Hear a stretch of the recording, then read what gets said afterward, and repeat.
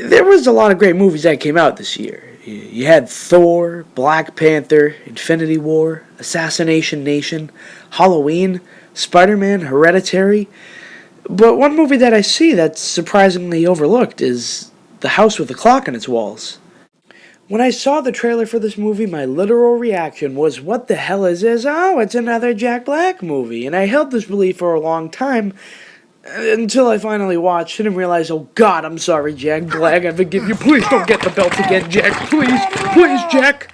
You see, what I found was that The House with a Clock on Its Walls is not a kid's film. The House with a Clock on Its Walls is not a film crafted from a Nickelodeon studio. Safe? The House with a Clock on Its Walls is definitely not something a large group of people would see or even pay money to see. But through all the disadvantages this movie had, it was graced with two angels.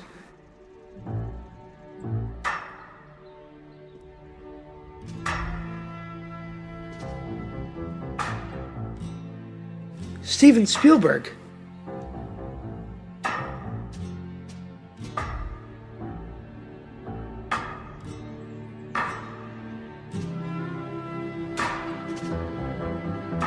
And of course, the director.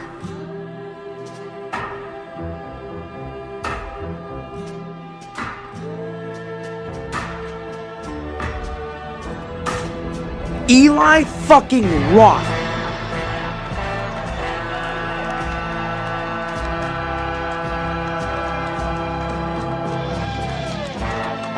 Swear to God, they really knocked this one out of the park. You see, The House with the Clock on Its Walls is menacingly dark. Hey, guys! Of course, Eli Roth is a director firmly seated in the land of horror and graphic mature stories. He was called upon to direct the film being produced by Amblin Entertainment, Steven Spielberg's production company.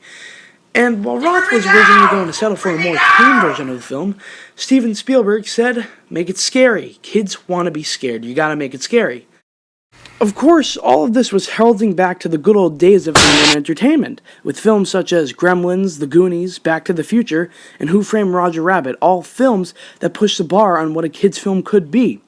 And even more, what the rating of PG could be. Gremlins might have pushed the bar a little bit too much with Indiana Jones' Temple of Doom by actually creating the PG-13 rating itself. There's your fun fact for the day. But the point is, Roth and Spielberg didn't just set out to capture the essence of what a PG film could once be.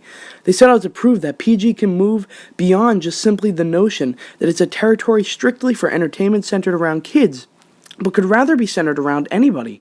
And thus, the film was born with all of its allusions to hell, mentions and direct character developments of World War II atrocities such as concentration camps and D-Day, and of course, the deep cutting of hands to perform blood magic. I'm not spoiling any more of this film, but I advise that you watch it. Hell, I think the only way to live life to its full potential is to learn to take a risk once in a while. That means you should rent it, you fucking...